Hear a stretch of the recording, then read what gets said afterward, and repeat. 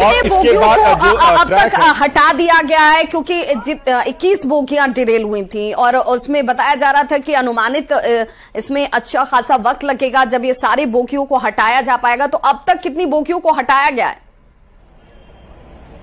देखिए विवाद, सबसे अहम बात है कि इसमें से 10 के करीब जो बॉगी है वो हम सुबोध कैमरा पर्सन से अनुरोध करते हैं, वो दिखाएंगे कि 10 के करीब बॉगी जो है वो प्लेटफॉर्म नंबर 3 जहां से ट्रेन ये निकल रही थी उधर बेपटरी हुई है। 3 बॉगी जो है वो यहाँ सबसे बुरी स्थिति में जो डिरेल हुई थी उसे यहाँ ट्रैक से हटाया जा रहा है। उसके बाद पीछे का जो छोर, जिसकी पहली खबर जब हम लोग सुबह बात कर रहे थे इस दुर्घटना को लेकर के 6 बजे के करीब में, तो वो हमने एक घर के ऊपर से दिखाया था। उस 3 बॉगी को ट्रैक से हटा लिया गया। 3 बॉगी यहाँ जहाँ की तस्वीर हम दिखा रहे हैं तो ये 6 बॉगी हुई।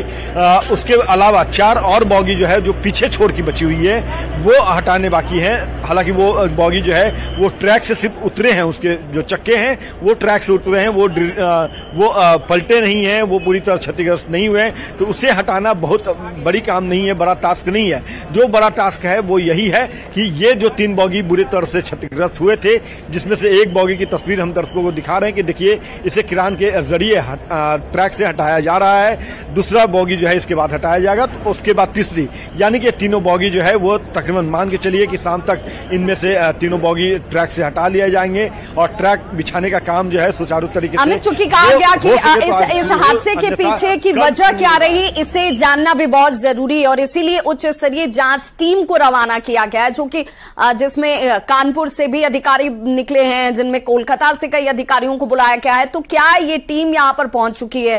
किस तरह के इनपुट्स यहां से लिए जा रहे हैं जिससे पता चल सके कि आखिर क्या हुआ था उस वक्त जब ये ट्रेन डिरेल हो गई? देखिए बिल्कुल, हम तस्वीरों के माध्यम से दिखा रहे हैं। जो कोलकाता से अधिकारी आए हैं, रेलवे बोर्ड के जो मेंबर्स आए हैं वो यहाँ पहुंच चुके हैं, पटना एयरपोर्ट पे आए और वहां से सीधे वो अपने कैब में बैठ करके, गाड़ी में बैठ करके यहाँ पहुंचे और यहाँ आकर के वो चारों तरफ निरीक्षण कर रहे हैं, एक एक बारीकी चीजों को देख रहे हैं कि ट्रेन जो है वो डिरेल्ड होने की वजह क्या है। हालांकि फौरी तौर पे जो खबर हम दर्शकों तक पहुंचाए थे, जो हमारे रेलवे के आधिकारिक सूत्र हैं जिन्होंने मुझे जो जानकारी दी थी कि ये कर्व था यहाँ पे प्लेटफॉर्म नंबर 1-2 से अगर ये ट्रेन निकली होती तो शायद ये ट्रेन डिरेल नहीं होती, क्योंकि ये ट्रेन जब यहाँ पहुंच रही थी रघुनाथपुर, बक्सर से चल करके रघुनाथपुर को क्रॉस करना था इसे, तो 2 किलोमीटर पहले ही ट्रेन के जो चक्के हैं वो उसमें घर्षण की आवाज आने लगे और उसके बाद चूंकि यह जगह जो है, जो पॉइंट जो है, आप खुद समझ सकती हैं कि ये इस तरीके से, देखिए हम अपने हाथों के इशारे से बता रहे हैं कि ये बक्सर का इलाका रेलवे स्टेशन का था, उधर से ये ट्रेन आ रही थी और उसके बाद यहाँ से उसे कर्व होना था, तो वो कर्व हुआ प्लेटफॉर्म नंबर 3 की तरफ। और इसी कारण से जब ट्रेन यहाँ कर्व हुई और जो चक्का घर्षण कर रहा था, कहीं न कहीं कुछ तकनीकी खामियां थी जिसको संतुलित करने का कोशिश लगातार पायलट जो है वो कर रहे थे, लेकिन वो शायद संतुलित नहीं हो पाई। बाकी की जो 3 बॉगी है वो यहाँ डिरेल हुई। उसके अलावा 7 बॉगी जो है इसके पीछे, जिसमें से 3 और बॉगी जो है पटरी से उतरी, 4 बॉगी जो है वो पटरी से लमसम कह सकते हैं कि खेत की तरफ गिर गई।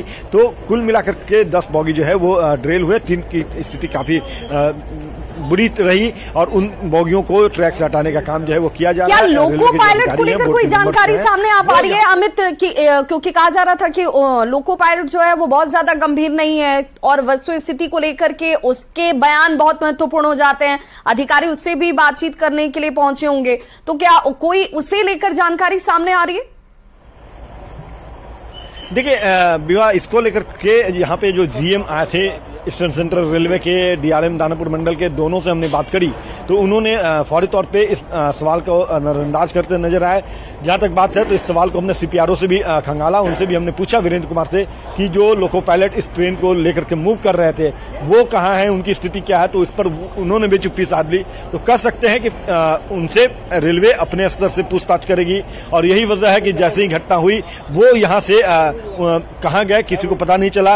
अब वो है कहाँ ये भी जानकारी जो है वो ना तो हमारे रेलवे के अधिकारी दे रहे हैं, ना ही हमारे सोर्सेज दे रहे हैं। तो जाहिर सी बात है कि वो जब सामने आएंगे तो तस्वीर अगर वो बताते हैं तो वो तस्वीर क्या होगी ये जानना हर कोई चाह रहा है। लेकिन सबसे अहम बात है कि रेलवे जो है वो सबसे पहले फौरी तौर पे उस लोको पायलट से पूछताछ हो सके तो मैं भी कर लिया हो अब तक, और उन्होंने जो बयान दिया हो उसी बयान को सत्यापित करने या खंगालने की जद्दोजहद जो है वो यहाँ पे रेलवे बोर्ड के मेंबर्स के द्वारा, रेलवे के अधिकारियों के द्वारा किया जा रहा है। तो अब देखना होगा कि वस्तुस्थिति क्या आती है। बिल्कुल, और ये जांच के लिए जो उच्च स्तरीय टीम है वो इस वक्त घटनास्थल पर ग्राउंड जीरो पर पहुंच चुकी है। हमारे सहयोगी लगातार उसी ग्राउंड जीरो से लगातार रिपोर्टिंग करते हुए और तस्वीरें आप तक पहुंचा रहे हैं। अब यहाँ पर ट्रैक को एक बार फिर से बहाल करने को लेकर के प्रयास शुरू कर दिए गए हैं।